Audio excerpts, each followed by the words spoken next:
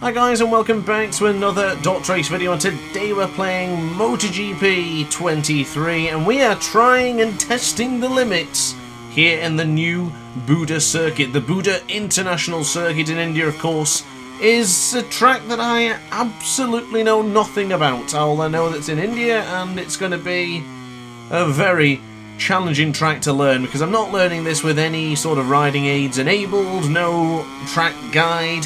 Just going to tackle it completely naked, completely bare bones, and see what happens. We're going to be using Joan Mir on board the Repsol Honda, so that could already be a bad decision in itself. Using the RC213V is certainly not the easiest bike to use here in MotoGP, and of course in real life as well. Now, my first impressions of this track is that I really don't want to say this, but I hate it. I really don't like this track at all. I think it's very boring. There's nothing really particularly exciting about it. The surrounding, there's nothing that stands out for me. It looks like all the worst parts of Shanghai and the Circuit of the Americas put together, with maybe a little bit of the Kimi Ring. I'm not particularly enjoying this track, I will be honest. I hope that hasn't offended anyone or put people off, but it's just not for me. It's not my kind of layout. I do like some of the corners. I love this part here, going into the left, into the right. The chicane we passed just a moment ago as well was quite fun, but the majority of the track, I don't know, it's just not resonating for me. But unfortunately gone a little bit deep there for turn 14. That's not going to get the job done, but I wanted to mention this now because this is the start of MotoGP 23. I may not like this track now, but who knows what's going to happen in the future. For years I really didn't like, and I commented a lot about the Kimi Ring, and I just wasn't a fan. Over the years, I've begun to appreciate it. I now respect the Kimi Ring. I still don't think it's one of the best. It's probably one of the worst tracks, but it's alright. Here, it just looks identical to the Kimi Ring anyway for this first corner. We must have had the same track designer for this. Long straight, just like the Kimi Ring as well. Yeah, not a fan. Not a particular fan of this track. But anyway, back to the business, because today we are going to be finding the limits. I've done the first banker lap. There was a lot of mistakes in that one, and we can learn from it here today. Running the hard front with the medium rear is a combination I have really grown accustomed to here in MotoGP 23. Whether that will stick for this video, I guess we'll find out. But bringing on the power and the ride height device at the correct time really does seem to be critical in this track, and it's beginning to be really critical in MotoGP anyway. Getting the ride height device brought on at the right point is certainly saving me a good couple of tenths of a second when racing within the MotoGP class. So good chicane there, quite enjoy that. But now into the double apex right-hander. This is a long right-hander. It's very long, and it's also very difficult to get the power on because, of course, MotoGP 23's new physics, new feeling and feedback with the handling. It's different. You bring on the acceleration and the bike wants to go straight. So I'm learning that you can't do that within this. And this corner here is a prime example of how many times I brought the power on too early. That's because I brought the power on. Brought it on too prematurely, the bike went straight and I just couldn't turn in. I'm pushing, but it just won't turn in. The only thing you can do there is let off the acceleration and go a little bit slower. But those are my first couple of laps. I did a couple of banker laps and just got used to the track. Nothing special. As you can see on the right hand side of your screen, best lap there of a 1:44.9 with a lot of invalidated laps. You may be asking, why didn't you run the racing line? But I just don't like it. I don't want to get used to it and start growing reliant on the racing line. So as far as I'm concerned, I'm quite happy to go alone and see what we can do here on the 7th lap here in BUDDH. Now, for electronics, I have toyed around with them a little bit. Quite content with keeping the traction control on low, but the anti-wheelie, I'm struggling a little bit. Whether it's me still getting used to the DualSense controller here in MotoGP 23, I don't really know. But I'm finding the acceleration is a bit strong. So when I do bring on the power, of course the bike wants to go into a vertical position, which is completely 0-degree lean angle. And at the same time, I'm finding I'm wheeling unless I use the ride height device, which is good, because that makes the ride height device necessary now. Last year in its implementation, it didn't really need it to be in the game. I very rarely used it, only when I had to, but there's not very many places you do. So here in BUDDH, I'm finding there's a lot of areas where I do require the RHD, the ride height device, and even in some other tracks as well. I'm finding I'm using it quite a lot. But now to this dreaded right-hander here, into turn 14. Don't bring on the power too early, that's going to be close, but we nailed it. This will be an improvement, but by how much? Of course, it's nothing to get too excited about there. Noticing at this point of the video as well, that's really early on the trail braking, but we'll see later on towards the end how much we improve. But across the line, that is a 143. So we are back into the 143s, but this time a 143 that wasn't invalidated. Now, I didn't really include the invalidated laps, but majority of them were just issues and errors because I'd either gone too early on the acceleration and touched the line, or just cut a corner by mistake. And this one here was a corner I've begun to really feel strong on, but the exit's where I'm losing my time. I just haven't got the confidence to bring on the acceleration. And also, with the braking, I'm going to brake really early here as well. Towards the last stage in the video, you're going to notice how much better the braking is going into turn 4, but it isn't my style. MotoGP 22 is where I felt really strong, and with the braking there, it was a case of that you would brake quite gently and early and let the bike just gradually enter the corner. Here I'm finding that it's abrupt, heavy braking seems to be the key. And it's not my style. It goes against me in this one, but I'm not complaining. It's just that means that I've got to practice a bit more and get better at the game. And I love this. I'm so in tune with the idea of learning and improving, getting up to speed. It's the best part about the game. I'm really excited for this, and learning the track here and finding the limits, of course, where I'm going wrong, where I'm doing well. It'll just help me for every other race. So this video, although I wasn't a big fan of the track, it really taught me how to appreciate the new feeling in MotoGP 23. So if you have purchased this game, what I would recommend doing is jumping on a track you like or that you're not familiar with and just churn out the lap times. No pressure, don't look at the leaderboards, don't look at the AI, just focus on you, improve your game and see how you get on. Because of course I've got plenty of guides coming very, very soon, so I do hope you'll be checking those out if you are beginning to struggle. So of course I don't want players to be struggling and not enjoying their experience. But coming out to turn 3, much better this time around. Not the cleanest of apexes, but it works well for the game. So here, I'm going to charge. And we had a decent lap time there, only dropped a 1/10 of a second. It's not looking too bad here in Buddha. Once again, early on the brakes, you can see the Ghost passes me, although the Ghost didn't exactly have a clean line. And neither did we. We cut the apex for turn 4 again. But up by a 1/10 of a second, we are trending to improve. As we now go hard on the brakes for turn 5, but a little bit deep.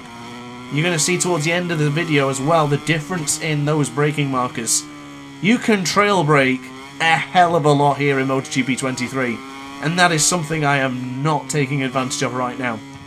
The feeling, the sensation, it's not there for me yet.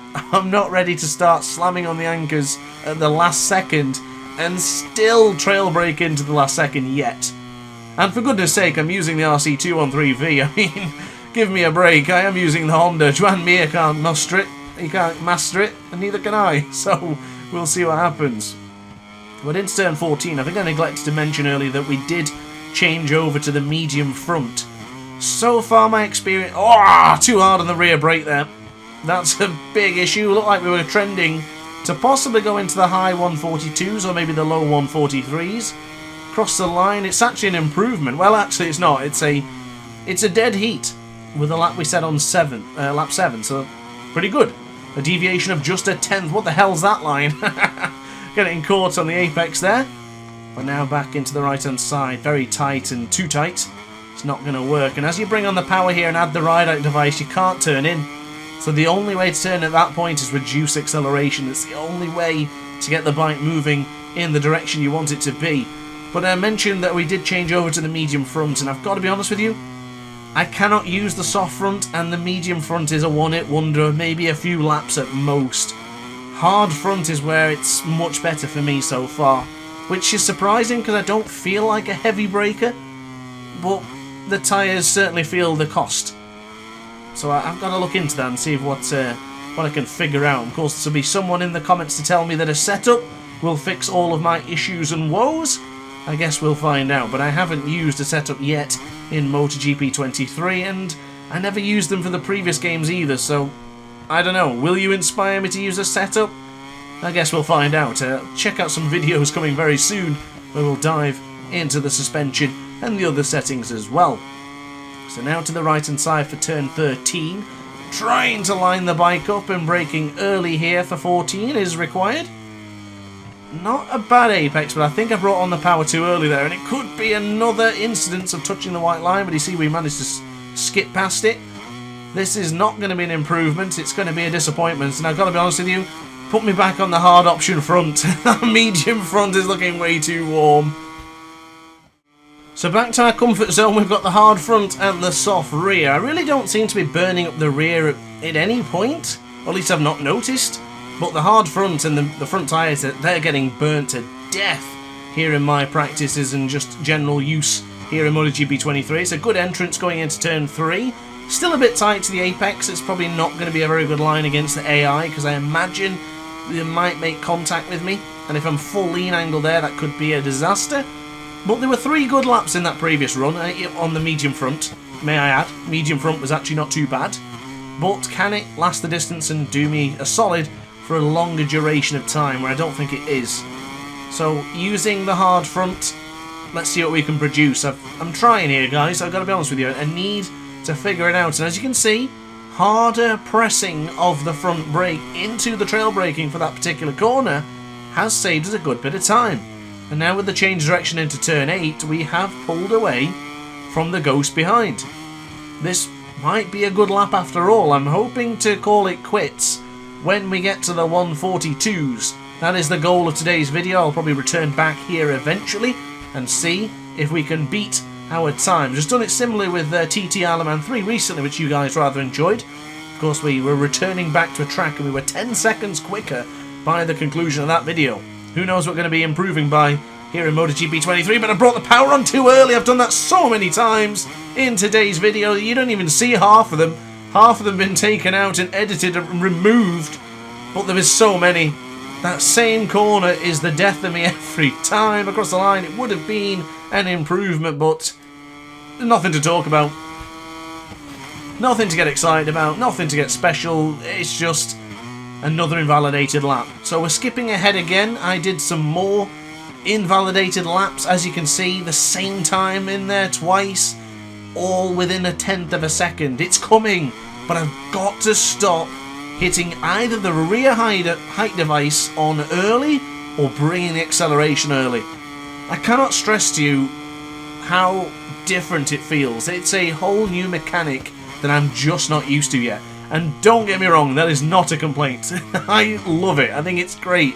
As I mentioned earlier, it's fantastic to be in the middle of learning and also feeling good in the game. Feel fast, but not fast enough on the timing sheet. So guys, of course, if you are enjoying the content, be sure to hit the subscribe button as you can, because we are going to start chucking in some good lap times here, and I wouldn't want you to miss it by clicking the subscribe button. So, into turn 8, things are looking better. 0.4 of a second into the favour of the man currently controlling Joan Mir, gripping the DualSense controller tightly, index finger tapping and just bouncing on the right trigger just to make sure we've got the right amount of acceleration without going too abruptly. Back across now to turn 13. It's a good corner and a good entry, but can we get it right into 14 now? I'm sliding the rear. Who the hell do I think I am? Bring on the power. Do not invalidate that lap time again.